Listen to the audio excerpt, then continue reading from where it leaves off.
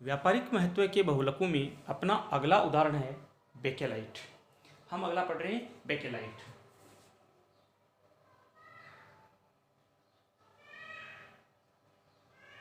Bakelite है यह phenol plus formaldehyde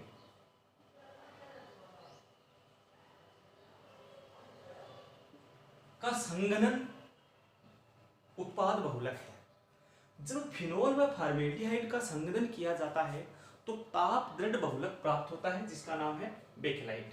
ये फिनोल है, दूसरा ये फॉर्मेल्डिहाइड है। इसका सबसे पहले हम संघनन करते हैं।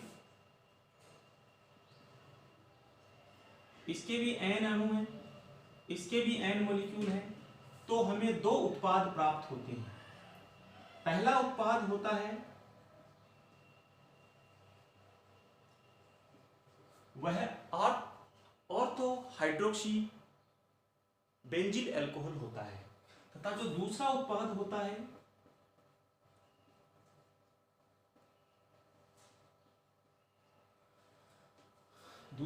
होता है वह पैरा हाइड्रोक्सी बेंजील अल्कोहल होता है। तो हम कह सकते हैं कि ऑर्थो व पैरा हाइड्रोक्सी बेंजील अल्कोहल हमें प्राप्त होती है। ये जो बहुलक है, यह बहुलीकरण की जो इसकी क्रिया है वह दो प्रकार से होती है। पहली जो बहुलीकरण की क्रिया है वह यदि हम तनु अम्ल की उपस्थिति में कराते हैं, तनु HCl है या तनु H2SO4 है, डाइल्यूट एसिड की इनप्रेजेंस में यदि हम बहुलीकरण कराते हैं तो बहुलीकरण के दौरान एक रेखीय पॉलीमर प्राप्त होता है। तो मैं पुनः लिख रहा हूं इसको, यह फिनोल है प्लस यह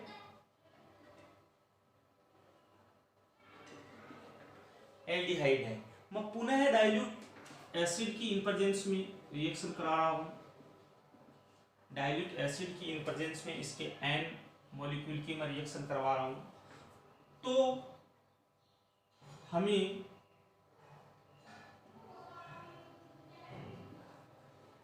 ऑर्थो हाइड्रोक्सी बेंजील अल्कोहल व पैरा हाइड्रोक्सी बेंजील अल्कोहल प्राप्त होता है। यह दूसरा भी प्राप्त होगा, पैरा भी हमें प्राप्त होगा।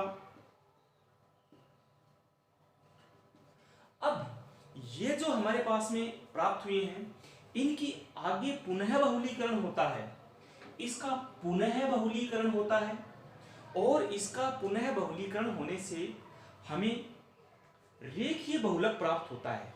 रेखीय बहुलक प्राप्त होता है और इस रेखीय बहुलक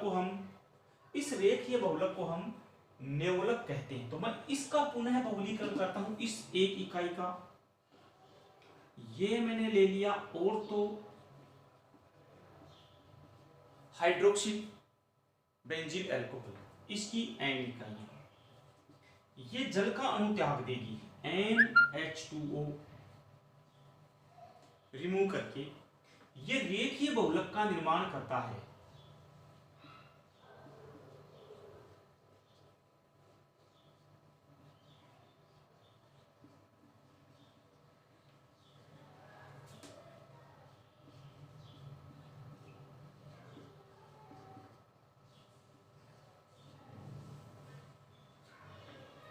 यह एक रेखीय बहुलक हमें प्राप्त होता है।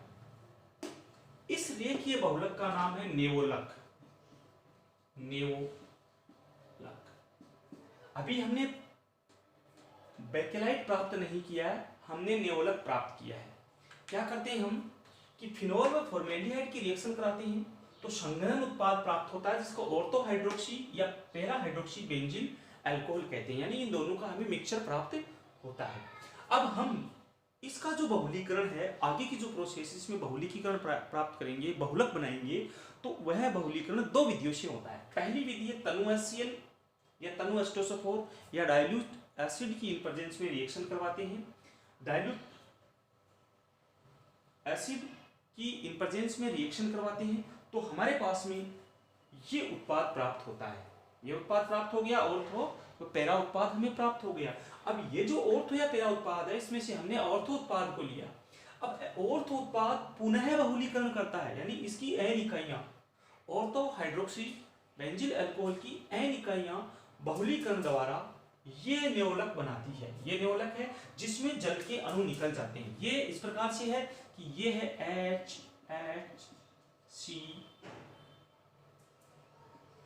HCOH। ओके, तो क्या होता है कि ये जो HH, तो ये तो इसके कार्बन की ये OH और इससे H निकल गया, वाटर मॉलिक्यूल निकल जाता है यहाँ से जल के अणु रिमूव हो जाते हैं। मतलब कि ये जो फिनोल है, इसका ये जो हाइड्रोजन है, ये हाइड्रोजन निकल जाता है यहाँ पर, तो ये H2O की फॉर्म में निकल जाता है और ये कार्बन है इससे डायरेक्टली इस वलय से या रिंग से बाइंड हो जाता है, तो ये CH2 हो जाता है। पहले से इधर से बाइंड है, ये CH2 इस फॉर्म में बाइंड है, आप देख रहे हो ये इसके साथ में बाइंड है और ये यहाँ पर अगली से बाइंड हो जाती है। इस प्रकार ये चेन आगे से आगे चलती रहती है। तो ये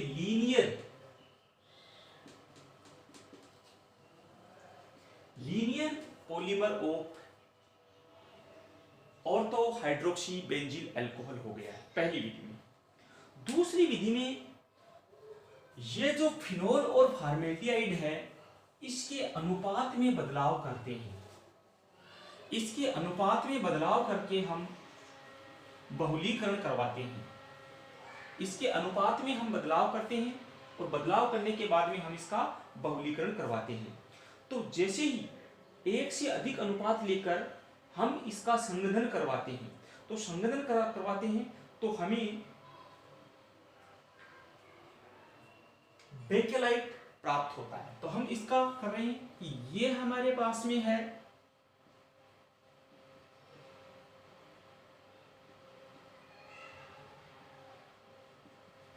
ऑर्थो प्रोडक्ट प्लस ये हमारे पास में है पैरा प्रोडक्ट, यानी जो फिनोल और फॉर्मेल्डिहाइड के प्रथम उत्पाद हैं उनको एक से ज्यादा लेते हैं। तो ले लिया हमने ऑर्थो और दूसरा ले लिया पैरा। इन ऑर्थो व पैरा का हम ऑर्थो व पैरा जो उत्पाद हैं इनका पुनः संघनन करते हैं। संघनन करने से इनमें क्रॉस बंध बन जाते हैं, तिर्यक बंध बन जाते हैं और तिर्यक बंध बनने से यह इलास्टिक यानी दृढ़ व कठोर पॉलीमर बनता है। दृढ़ व कठोर पॉलीमर बनता है। इसी दृढ़ व कठोर पॉलीमर को हम क्या कहते हैं? बेकेलाइट कहते हैं। तो अब हम इसकी आगे रिएक्शन देखते हैं। तो सबसे पहले तो इसकी जो n इकाइयां हैं और इसकी n इकाइयां हैं, तो ये पॉलीमर का निर्माण करेगी। मैं पॉलीमराइजेशन को नीचे लिख के बता रहा हूं आपको। ये है पहला,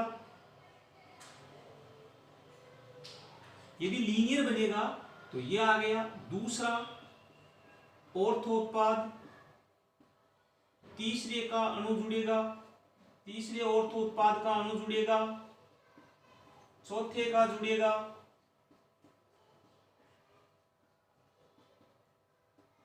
और इस प्रकार हम देखेंगे ये रिएक्शन कंटिन्यू चलती रहेगी ऐसे।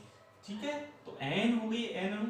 अब दूसरा इसके पास में एक से ज्यादा उत्पाद लिए हमने, तो पहला तो ऑर्थो से तो ये लीनियर बना, और जब पैरा लेंगे तो इस पोजीशन पे हाइड्रोजन रिमूव करके जल का अणु त्याग देगा ये, तो ये -H2O हो जाएगा। एक तो हो गया -NH2O ये वाला, और एक -NH2O ये वाला हो जाएगा। तो NH2O 2NH2O हो जाएंगे यहाँ पर। और ये जो पहला वाला होगा ये क्रॉस लिंक्ड बॉन्ड बना देगा, तिर्यक बॉन्ड बना देगा। तो ये हम क्रॉस बॉन्ड बनाने की बात कर रहे हैं यहाँ पर। तो ये क्रॉस बॉन्ड बनाएगा, तो ये यहाँ पर समूह आ गया, ये आ गया हमारे पास में OH का ग्रुप आ गया, ये OH ग्रुप आ गया। उसके बाद फिर में हमने नेक्स्ट में इसका लिया, ये आ जाएगा CH2,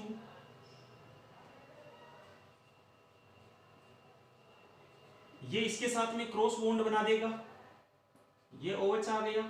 फिर इसका मिथाइल समूह के साथ में बॉन्ड, फिर इसके बाद में क्रॉस लिंक बॉन्ड बन जाएगा, ऊपर वाले के साथ में बॉन्ड बना लेगा, ये हो जाएगा। नेक्स्ट आगे चलाएंगे इसको। इस प्रकार n अणु जुड़कर, इस प्रकार n अणु जुड़कर आगे से आगे इस रिएक्शन को कंटिन्यूड करते रहेंगे। आप चाहो तो यहां पर मिथाइल समूह लिख दो, यहां पर भी मिथाइल समूह लिख दो। ये हो गया साहब। ये जो प्रोडक्ट है, यह प्रोडक्ट है बेकेलाइट। यह प्रोडक्ट क्या है? बेकेलाइट है। ये बेकेलाइट है। तो अब हमारे दिमाग में आ गया कि जो बेकेलाइट होता है वह फिनोल का जो हम सबसे पहले ऑर्थो व पैरा हाइड्रोक्सी बेंजिल अल्कोहल बनाते हैं। फिनोल की सबसे पहले क्रिया हम कराते हैं एल्डिहाइड के साथ में, तो ऑर्थो व पैरा उत्पाद बनते हैं। जब इन ऑर्थो व पैरा उत्पाद को एक से ज्यादा अनुपात में लेकर क्रिया कराते हैं तो रेखीय बहुलक के साथ में एक तिर्यक बंध युक्त स्पीशीज या तिर्यक बंध वाला भी क्रॉस लिंक्ड बॉन्ड वाला बहुलक भी बनता है। तो ये क्रॉस लिंक बॉन्ड वाला जो बहुलक है ये बेकेलाइट है। अब हमें यह जानकारी हो गई है कि ये दृढ़ है, अत्यधिक कठोर है, क्योंकि इसमें क्रॉस बॉन्ड है। तो यह क्रॉस बंध युक्त बहुलक है जिसका नाम है बेकेलाइट। अब इस बेकेलाइट का इंपोर्टेंस देखते हैं।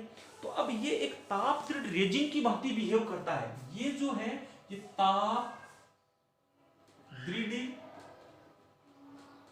रेजिन की भांति बिहेव करता है। ये ताप दृढ़ रेजिन की भांति बिहेव करने से यह हमें पता है, ताप दृढ़ की भांति व्यवहार करने के कारण यह ताप और उष्मा दोनों का रोधी होता है।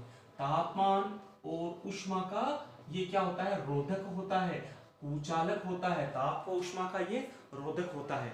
अतः इसका उपयोग कहाँ करते हैं हम? इसका सबसे ज्यादा हम उपयोग करते हैं इलेक्ट्रॉनिक सामान बनाने में, यानी जो बिजली के जो सामान होते हैं, जैसे बल्ब है, क्या नाम उसके, स्विच हैं, बोर्ड हैं, ये बनाने में। इसके अलावा इसका उपयोग बर्तनों के हैंडल बनाने में, विद्युत रोधी उपकरण बनाने में, रेडियो, टेलीविजन, कंप्यूटर, लैपटॉप, इनके बाहरी आवरण यानी केस बनाने में इसका इस्तेमाल किया जाता है। इनके अलावा इसका उपयोग घरों के अंदर भी हम करते रहते हैं। बेकेलाइट की बनी कुर्सियां, टेबल ये बड़ी मजबूत होती है, लॉन्ग टर्म तक काम में आती है। बच्चों के खिलौने बनाने में इसका इस्तेमाल होता है। इसके अलावा इनका उपयोग हम इसमें कर सकते हैं। रसोई घर के बहुत सारे बर्तन भी इसके बने हुए होते हैं।